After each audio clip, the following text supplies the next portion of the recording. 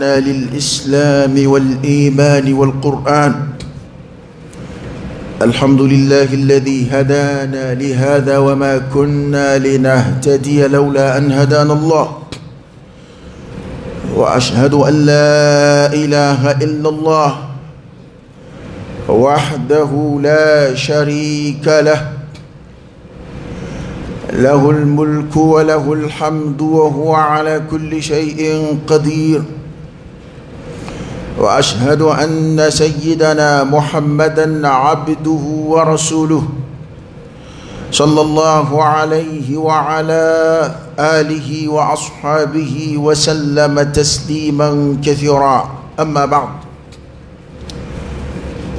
يا أيها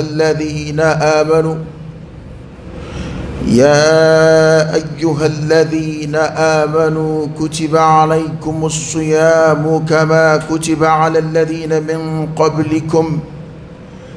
لعلكم تتقون، أياما معدودات، فمن كان منكم مريضا أو على سفر فعدة من أيام أخر، وعلى الذين يطيقونه فدية طعام مسكين، فمن تطوع خيرا فهو خير له، وأن تصوموا خير لكم إن كنتم تعلمون. شهر رمضان الذي أنزل فيه القرآن هدى للناس وبينات من الهدى والفرقان، فمن شهد منكم الشهر فليصم، ومن كان مريضا أو على سفر فعدة من أيام أخر، يريد الله بكم اليسر ولا يريد بكم العسر، ولتكملوا العدة ولتكبروا الله على ما هداكم ولعلكم تشكرون. أما على فوقاتنا كاولين مندو كعلى بركة سنوب علي ألمي أنغان لكنا أسلام سنوب الله تعالى ألمي أنغان دك تالي من يما سنوب الله تعالى ألمي أنغان دك تا قرآن نفتكما. اللهم فلك الحمد كله ولك الشكر كله وإليك يرجع الأمر كله. أنت كما أثنيت على نفسك جل وجهك وعز جاهك تفعل ما تشاء بقدرتك وتحكم ما تريد بعزتك. يا نعم المولى ونعم النصير. الحمد لله بجميع محامد الله، ما علمنا منها وما لم نعلم، على جميع نعم الله ما علمنا منها وما لم نعلم. تنبأ علي ألم يونغاندا كناني هير كنوما نعلك كاندا كنده نعلك فنسريا كنده ni Allah Ta'ala ka sawaba ben kunde angundi ni vel nunzoro angundi ye adungula hukma tanuba alay barkada ba alay dande tanumina dande walimando mina hakete barkada mina halika da alay an kandale minge kana islam ya angan jandola de ya da fora لئن شكرتم لأزيدنكم. لمن يجيدي سبب تلمن فويتي أسلام يا سينزنا فويتي كسبوا على بركة دليل ركا أسلام ينكا كذا كان يا على بركة أكن نما منكا أبي جيدي ونما هنا يا رب على كان جيدي لمن يلا أبي شريا كركريا وعلى كلبان دياك كشيريا على كرك تشيدياك صلى الله عليه وسلم على كرمي صلى الله عليه وسلم nama here ko foi tui faya mandun la dunya o hera kuina amma toro ku fuitui faya mandun son zra kabo o toro kuima amma hera fui duwa ana wa ala dunya ala kira la dunya hera bela ay adamadiya bidafa adamadiya daraja bidafa adamadiya rabbika adamadiya ite dafa katime minga o koraydi korata ki bike nabi may korata ki bike kre walma amba foli minga ku dafale ala tay o kotede nga ala ma dafali ke dinena ama dafali ke mandunyi ikuma ala kiram mandu sallallahu alayhi wa alihi wasallam ودعت يهوديا ونيبورا آية في آية من في القرآن كن اليوم أكملت لكم دينكم وأتممت عليكم نعمتي ورضيت لكم الإسلام دينا يهوديا كدكو عمر ما أكو آية دوب أو كتاب كن أكو ناصر أو آية كن جينا أو يهوديا ودكا أو مو آية جيدو منك وكسليه a do se wo se asayelema se wo se ambi jebe wuli ka jwa se ka ke feti umar ko ya ajmai aina ayin gala al yawma akmaltu lakum dinakum bi nyauka dina dafa ay wa atmamtu alaykum ni'mati ninga nganemati me aka wa raditu lakum al islam dina jinani aslama yayo kakya au ka dine aka dina dafara fana foi taje oda to imana fi bina ni kalu kalu kan ya alkira fatuli kofe sallallahu alaihi wasallam o yele ko de indinai adirami makana abara kunu sira shaka o yere nyena manyena okay aya fuiti wal malakira ka kuma fuiti sallallahu alaihi wasallam kako aw sharia to be ne ko fe obinanna wal ma do binanna no o madine ma obina dinga sahaba do mo obina di walji do ma man cion tesa ngana nyo anga do bo nyon gela aya de be qur'ane kono kwa dafara o jigina krere de ka ko yawdiya ke ni vo domina ko maru ko ngene aya ndondre akone umaru ni aya ndon nya jigi do don ajigina alkira ka to ro mina yo don ajigina kuma mina yo don mana islame kanga ni soja kuyi islame kuma de koro yoyi ngo islame kanga ni soja kuyi islame o bibo waru yo defo momina islame ya koma siraka fanga soro ma do nana uyere yanga walika amiri kubu yechugoni islamaya jamani masiru kubu ya ngano umaru ya cika bo amgo daninde ako an jango kerengere ma larabu ako an biya ayru ya do an de fuyi mota anjete fuyi daraja fuyi ta ana ala ya muya ni islamaya di ako nanana wa islamaya indoi kwambe bunya yini fenwarela ala ba ndo yede onge umaru ya ngala ndela umaru nunu yinde famu uko bunya tura nona fugata se uselima alama ngabi awmini ka jon islamaya ina ka fokambe bunya yini ni fawara wi mini islamaya te kele mini alabatu te kele mini ala isra te kele anum furadama ama ma to dawla de okay arabu to de ko alum yun confiant puta foido la folutu bulu hadara bakuntu fi uta jama kulu fangama bawye gala nanu boyani jumay o dina inde ikuma alay bani israila ko buya misra chukomina ni chide chili uchela na kira sobe ka firauna ka fanga halaki ka bani israila ko qorata udo katime diema to beka يا بني إسرائيل اذكروا نعمتي التي أنعمت عليكم وأني فضلتكم على العالمين. ألا يبدو سرلا كو بويا كتمي أتلب جيما توب بكا نجمي أيو بويا نيشيدي ونشيلي دي وچلا أني نيشيدي ونفتوي وبنا أسلامي كان فوي بلايكا على كوكا كان فوي فسيا كتمي أسلامي يغا ni bola anyina ala fa ala ki jidola ibo bara mununga ko ke ulu nyini ko shidon ika don ki ka bunya ika korota ika surunya alala ika fsamandia odlona di ka dina de la de mu'mini dambe aka dina de aslame dambe wa aka dina de emay shedola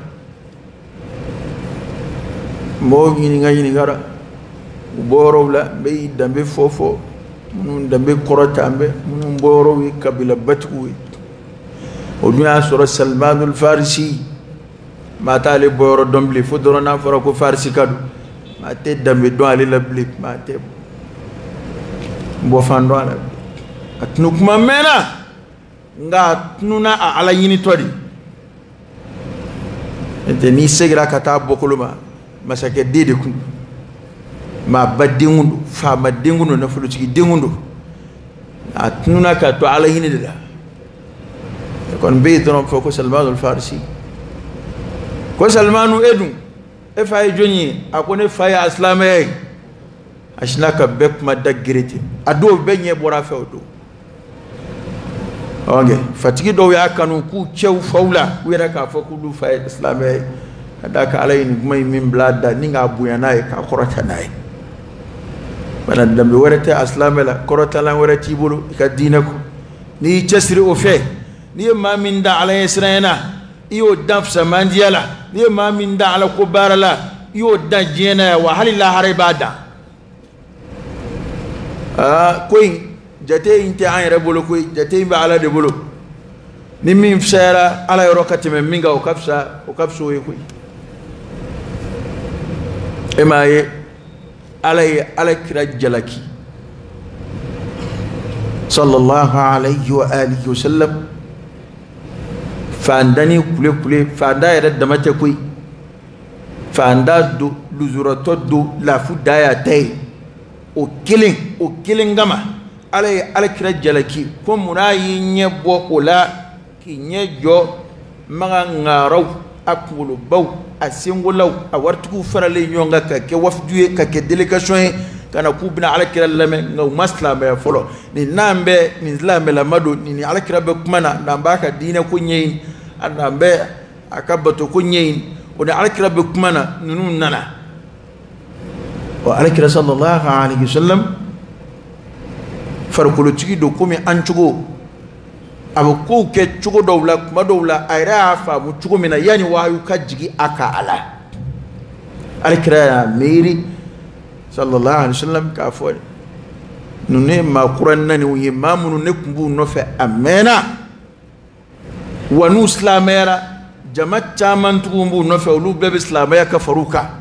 uka islamaya be ke sobiye ka fanga badu islamaya ni nata nunde alkira blaka inye shuma ningi jenge kabo ibn Maktum ma doko ko alididu Abdullah ibn Maktum alak ya Allah jarabi ninye koy alkira kam misri weli la flanadu ale blal ibn misri weli ni cey fana ibn misri weli alkira dilaka bo Madina ka bla anona ka bla Madina kuna aka selni mo abasa jigina ali dika kibarula sababu nuzulu fambaka folla abasa jigina ka alkira jalaki sallallahu alaihi wasallam ay jigina ka bojunma Abdullah ibn Maktum kinyeshi jonma kureshi ma baw ngawlu kunde islamu alay ninge darsu minna ngang atu islamu bulu akanga to on jugula fuka tasi alqiyama sanga selima nga ma'al asaf ko mini ka ta ka bwana de alay ni kan arda kan bla qur'an ko anga don ko aslame manal la fu chugo o de ma daraja ma ya ala yoro ala mo to mo bolo fewna o fennu ya ala de ka die ay ma soni mami aja ninga ma je mami aja dila chuko nunu olu ya ala yere de noyo kari ye chuko be ni chuko ina ala mo to lawo ala de ake o chuko yi fi ayi suratin ma sha rakabak ala de bi tarkibuke ala de bi sura dima ki tu ibade bela na sura min dimi mo no bina mana ala kan wuluma noyi nga ala ya amla mina ala ba wuluma no de anga baraw anan dusku mana ala nana ala kira la doniya sa ni wawi ka sura yere da aya dama do betu yona o kuma nye folla ko akuma nga aki jinge ka boni nchekelima ano kunga to ko kuma ne kan nunde toy folo fani ngatla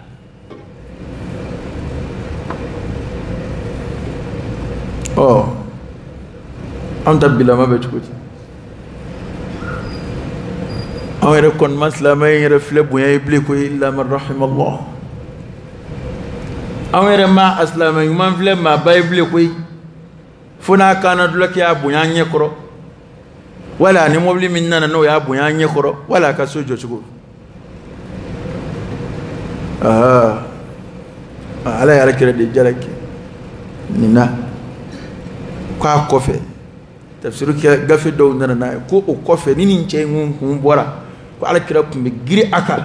ka bunya ka karama e ko ma nana dalba masai ne jalaki ma mi nga hakela ka bo al arshi sanve ko o tigi na to fle ko ala kira kumba bunya ka karama wa ma baw chama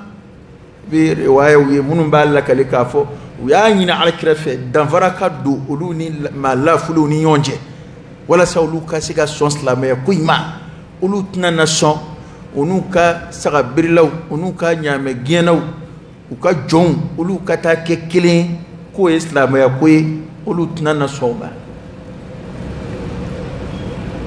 abu jahl utbah ibn rabi'ah shaybah asub wa'il ma baw وليد بن المغيرة أولوني سلمان الفارسيوني سهيبوني بلالوني ما لا فلي من بالك النبي صلى الله عليه وسلم لو كتاسكي كون كين ككلين كو إسلام يا كوي ما بنو كما سكان فام على الدنيا جرا أسلامين نلي كوفي كو إسلامين نني كو بيام من بامبلو ساو إسلام يا كوي ده mo bi nyon dan sa de islam ya de mo bi nyon dan sa nyala israel bana ay to ngala barkada islam yenga ay to ngala fukatan an jesri yado an vo femfle jien ko na mati ma blas rawlaw be jesri mbe ika jien bise ga avancer chukomina do me fari ka jien ko ka chukomina ini ma siti baroke ko ba fo ko ne ko ndakanta vraiment ne ta fa ila ma fo ka dundala ne ka je ko nzira niveau mina o kainta ito me baro dawla de e me baro dawla ere nyena ko dobe minguna o ba ga dore baro bo min ta ka chale tay aba fa ka ko nyoyen wal ka timola ere nyebo bo minga sofe o hakila ko ale tete fo ye kar saka sokrefe alsa o ba fa ka yela ma wara do aka dula enye bo minga bulfefe وبا فكا تفل دور لا وهكذا نا اما ساننا على كو بناكوكا وكوني ان وانغا اسلام كرام بولمي ولا سب ما نيته بو ما فولا ما تنتا ما لولا ما تفديا ما لولا هذا ما ديك على كنا كتسري منا منغتو چو anzigilete begalabu fabete mate ma shite fadenya wotigilawla illa man rahim Allah fa ala hinna ma kinigile mun ala kan farawluka bado na foro ko karsa wa ala ya songu ha ayini zo imba ayini reba ayini mba he hal siza ka villa do flavor ma foye ni de foye aka dobe ya ve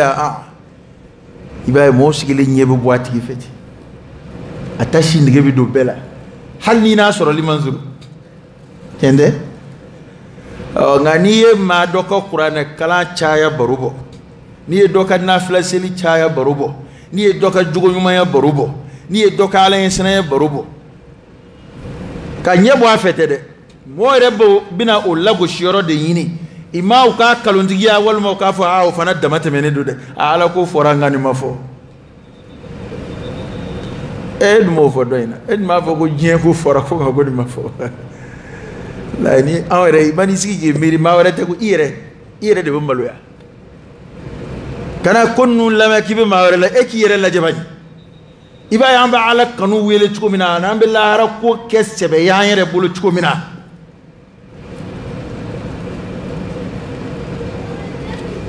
ni wartiki ka planton na fay wali hal mamba ka dala kata akabti dala kata kata ni mbulla no nana afay tere emplacement nyuma do kibaru si ama lotissement do kera ya avec terrain do be sraba de ba côté nani na i akainde e ka mabla kata la jaban wallahi ate jon cheina ate jon akana finina aba abu wulika ko nyeyi abu mabla kata la nga no kunna sadakati boko kuma fay no kunna fay ko desebato do ba nga yoro la yave no kunna fo ko yoro do ba nga yoro la yave kuti jisoro hey no ibika barad isimbo ko ede bina nyuma nyefone ya donc amen de la mbeke ga nye de fia chukula ere ba don e mi wartigi eben don parce que anana mi fe sa we baraji ko e bulo a daraja maso nye folima do rete de shetane de bigira tulonge kila shetane de ni bani na parce que de baraji ko nyata anana do fe anaka lafu etaro nye ni o tere ndaga bana jol do ni fandani kule de o kibaru se wartigi ma kachande o affaire jol do ni milliard sorala nga fanda de nana ko kibaru fe ni fanda du ngabe nyuma ya fe mi la hara ko etison na du fora ko je kade kateme la hara kay ko fana teche karoga ni mbete che de bal tu'thiruna al hayata ad-dunya wal akhiratu khayrun wa abqa anjama malo yale do anyina makoy wallahi nema fi ngodondo ne don ba do ko kuma kala aleko subhanallah fo kunde ndawla kuma ka giri ako ma mu'mini ni kalimanya magobe ala magobe limanya re mina ko kanga man ni soja ni mago yini na de ka sabo memina fendi maka ko ni ba feka donc la harakadiye ka teme jeka ko mambina imani baraji ko ede bina fendama ko otigi de ikanga ni soja noy ka sabo memina afima hon ni mina kaka la ilaha illallah hala unumbo fo an yere yo soro de ngalo digala de en fait vle almami ho o de kadi mi re ye chugo era don ngon ni nande feyini de ni nambe fendi lala o de kadambe illa man rahim Allah ganere mai ki sigara fe ko korni nande chila o shetana bishinga mununu ko kemeni mugangi ngolo konoti era bishingi miriti mina ni ngiye chugodi mina ni ndaga bondala chugodi mina mumvoni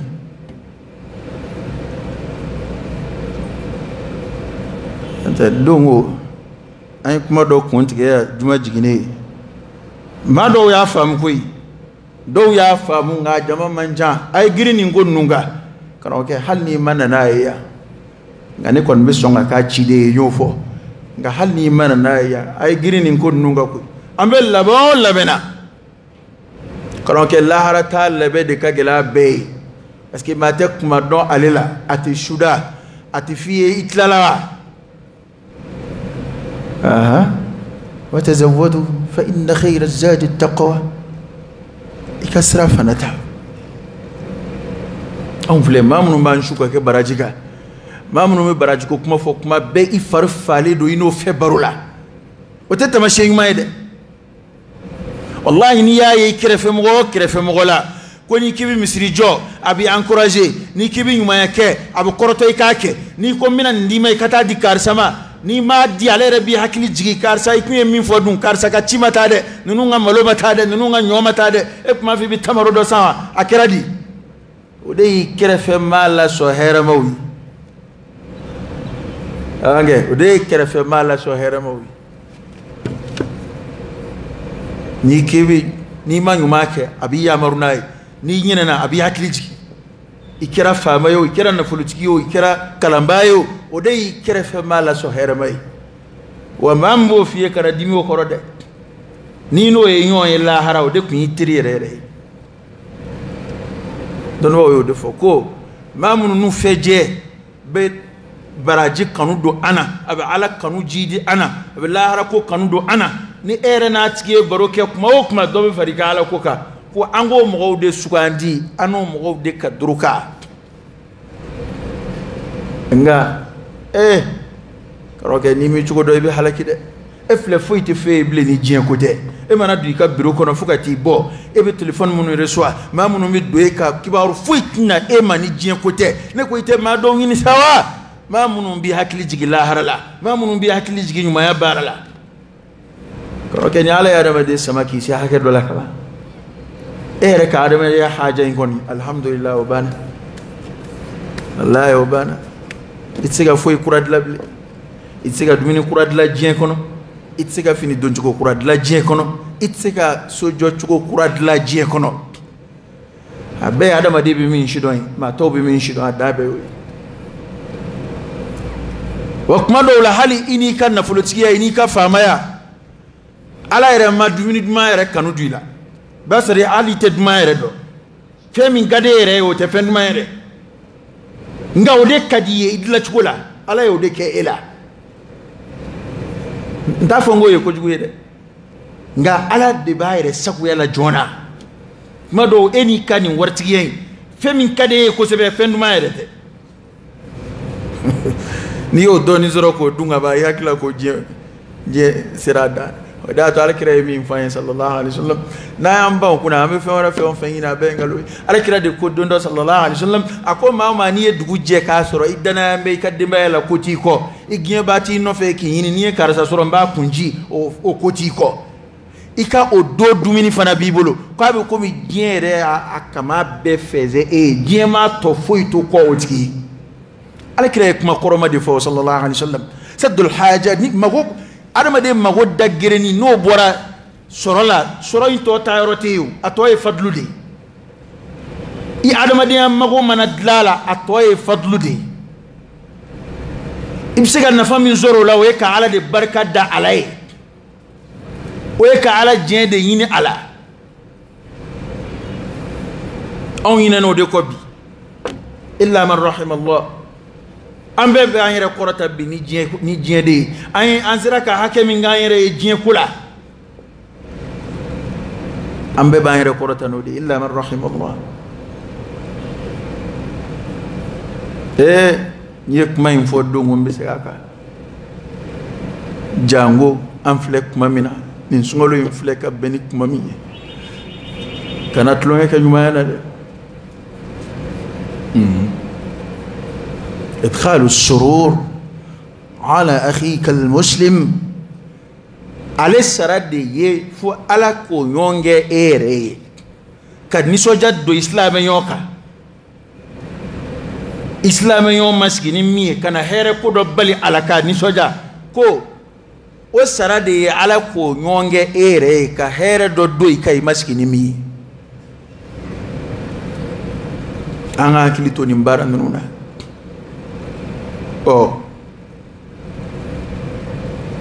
angele ko ka alatan islamiyak ka muqaddima kenyoy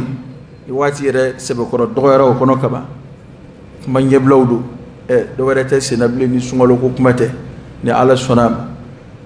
ni ala ya ndeme na ayo koroma sega fobbi ni ala do warata na ana korofo aqulu qawli hada وأستغفر الله العظيم الجليل لي ولكم فاستغفروه إنه هو الغفور الرحيم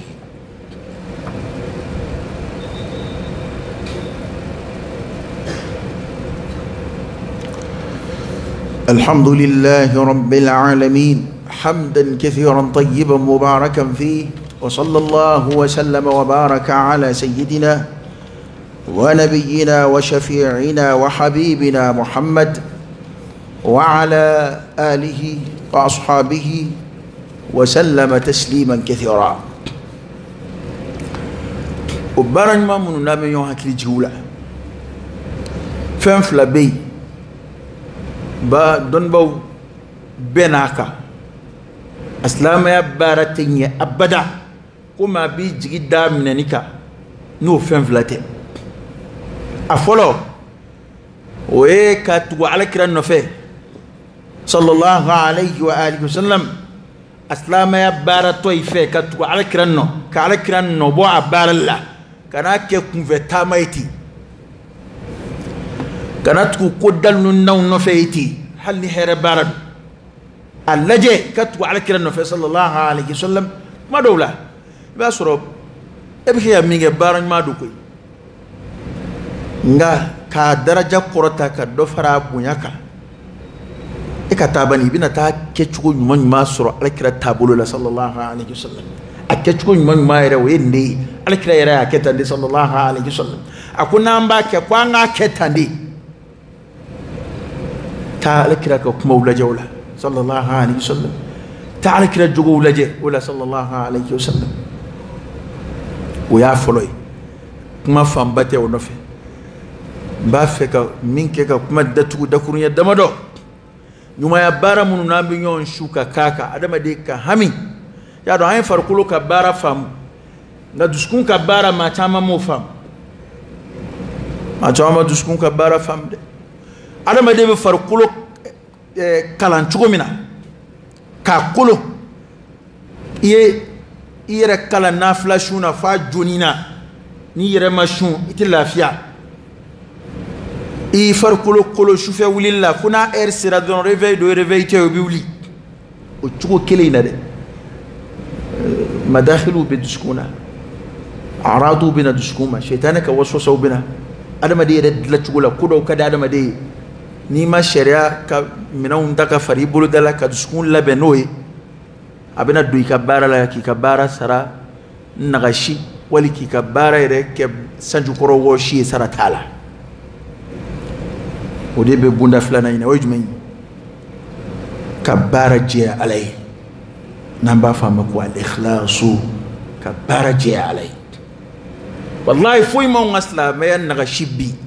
فو ننجوي ندويا أنا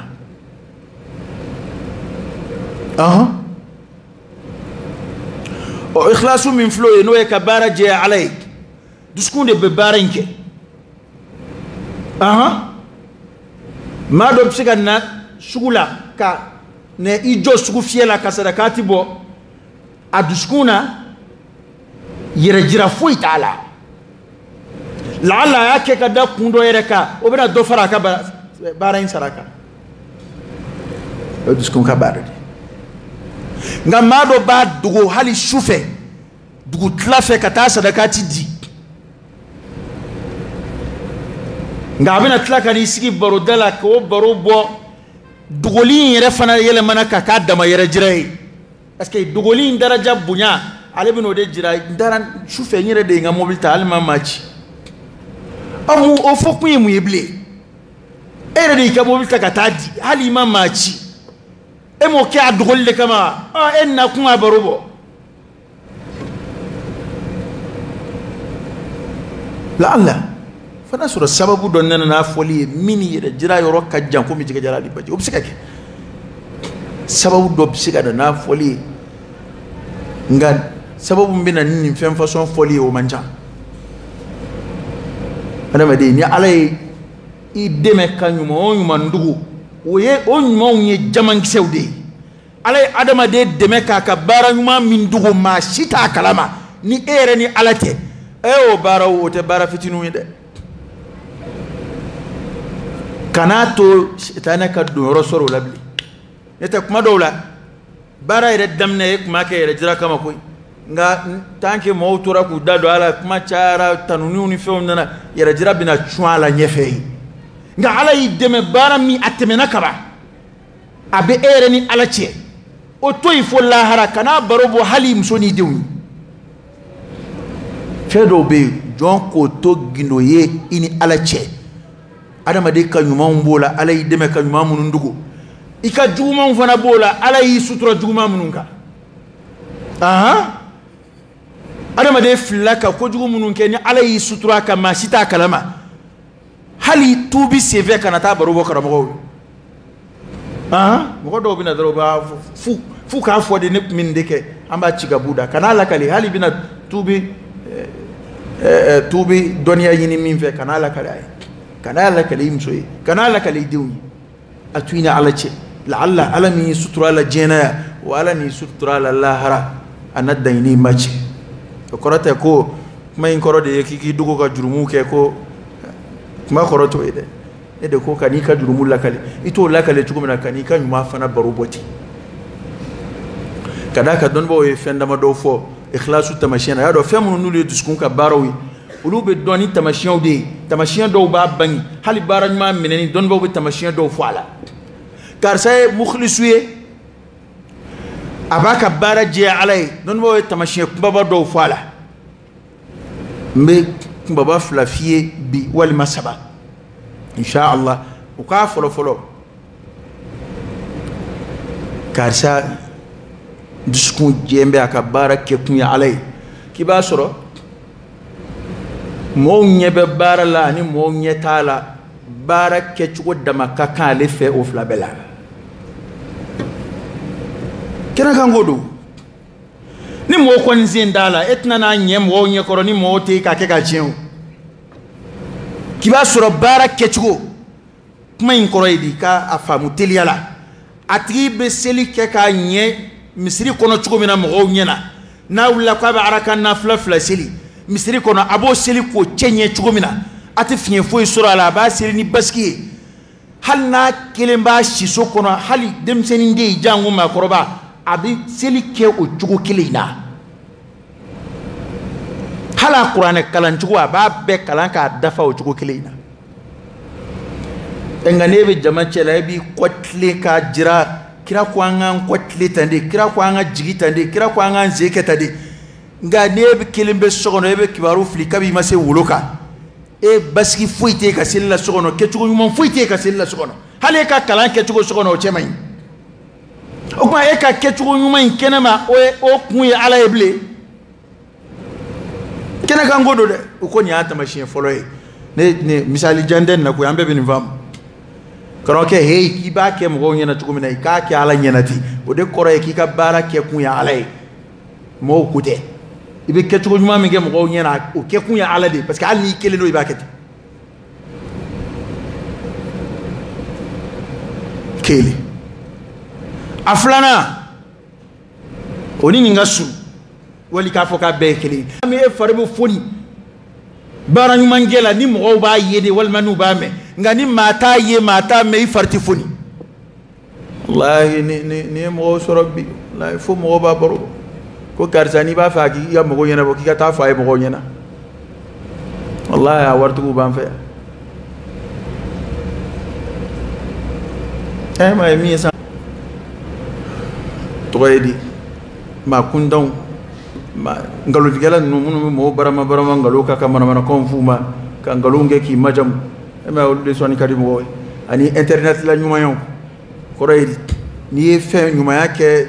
siti mununga je beba borubo bi kungolo foto taga bla karsa de aketa karsa de karsa ga sujo karsa de million vladi karsa ma karsa bana bato do karsa de afrika anga nyana ma bekero ebi ak mado ta do frake fo je dana ko bana bato nyana be kere fe eski yon do de mulukule damba bulo yo e o frake ngan deme mana yini arajo ni fewna internet ma fo ko deme few fam bitawla ko shitiki ala kama de nga ko ni ma min ta tara la ka nywana to akere fe o tamaka ala kama anga adama de ya jetim nena femi nywana be ko nywana be hali balmala e mo furake e ka here madola fo wele be da mimina fo ala jola mimina botele la jembina bo mingalama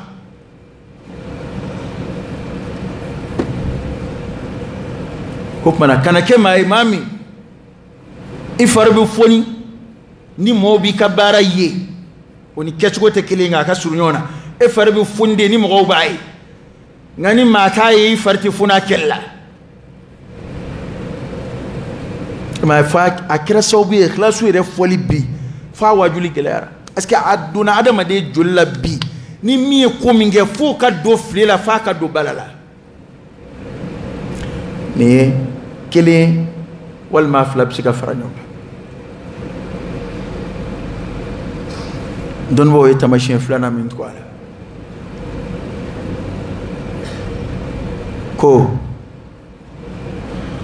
la ilaha illallah ni adamaden ye baara ɲuman kɛ mɔgɔw y'i tanu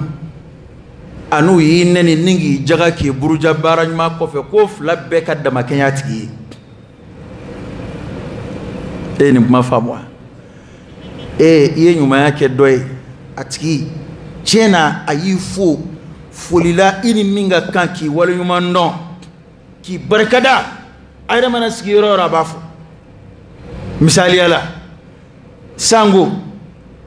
sunkalo daminɛ e de ye ɲɔ ni malo kɛ ɲɔgɔn kan ka tila ka wari caman d'a kan karisa ka sunkalo bɛ ɲɛnabɔ ni fɛn min ye k'a bɛɛ ta ka taa d'a ma sunkalo daminɛ na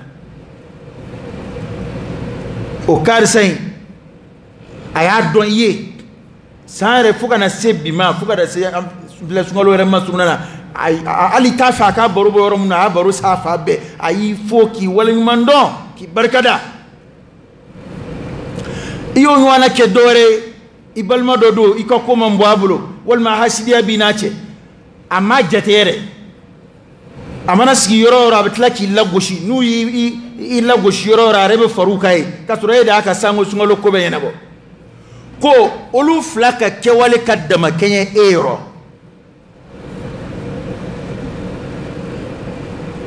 e bɛ s'o la mun b'anw da yan u ye ɲumanya nege bɔ maa la o walayi i bɛ fɛn kɛ mɔgɔw ye u t'a dɔn ye ne tɛ karisa min filɛ n ko ne de y'a dɛmɛ a bɛ na don min dɔrɔmɛ t'a bolo a bɛ na yan don min na dɔrɔmɛ t'a bolo ne de ye nin d'a ma ne de y'a bila nin na ne de a bɛ tɛmɛ ala tɛ ne fo karamɔgɔkɛ o ne ko e kun y'u d'a ma baraji ɲini de kama wa i y'a dɛmɛ ala de kama o tɛ de kun y'a dɛmɛ de ko n'a mugurila a k'a dɔ ye i yɛrɛ k'i yɛrɛ ɲininka o la ne ye nin de fɔ a ye ala ye ɲumankɛla minnu tanu o ni an caman da in tɛ kelen ye dɛ ala ko n'u ye ladumuni kɛ n'u ye hɛrɛ kɛ maa ye k'u b'a fɔ innama nut'imukum liwajhillah la nuridu minkum jaza'an wala shukura anw b'aw dumuni ala jati de kama la nuridu minkum jaza'a an tɛ sara ɲini a fɛ wala shukura hali barika da anw t'a ɲini a kɔrɔ tɛ ko ɲuman kɛra min ye k'a man ka barika da dɛ o y'o ta hakɛ ye n'an sera o ɲɛfɔ don ma an b'o ɲɛfɔ ɲuman mana k'i ye ladabu minnu b'o la i kan ka dɔn a tigi i kan ka nka an k'o to yen ɲumankɛla de ta farati ka bon e min ta farati ka bon parce que n'i ye ɲuman kɛ laɲini ye jumɛn ye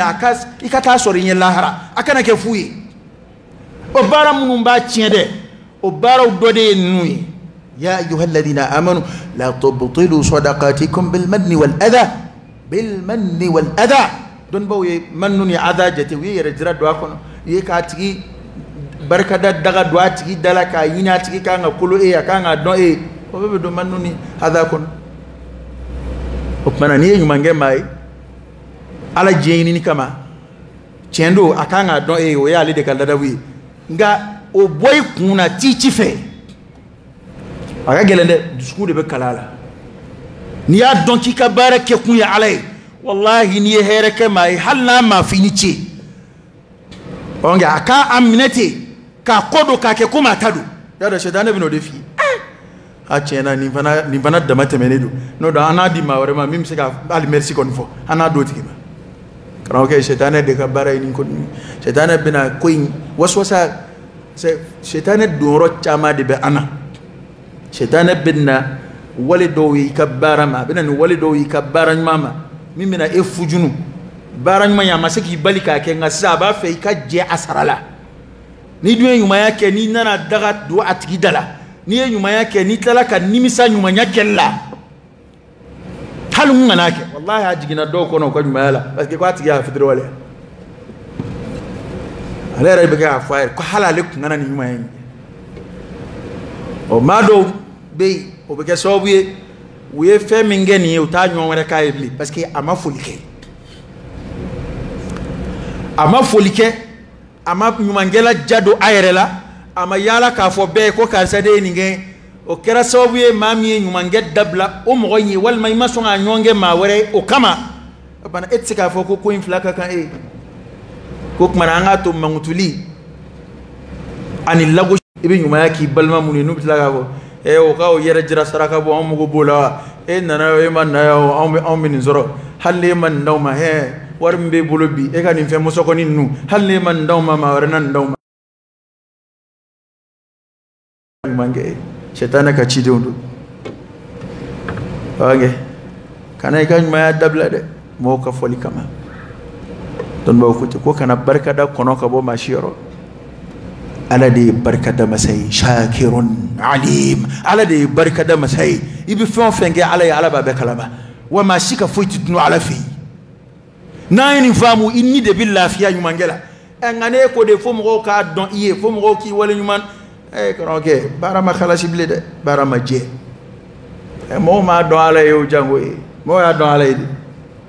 ha tay nyuma mi adla ama don ye aba don ye alaka bodaka ay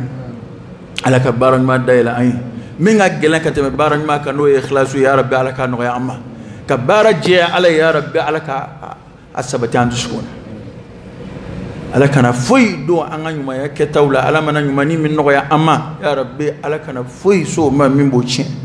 alaka na anga baro ke sanju koro woshi halibi kalun ya rabbi alaka kanyana koy ninga timejra ana baran mamunu nambu ka ku bulu da ala ku keli fanga di amma ala ku keli no ya ayi ala ku kechu ma no ya ayi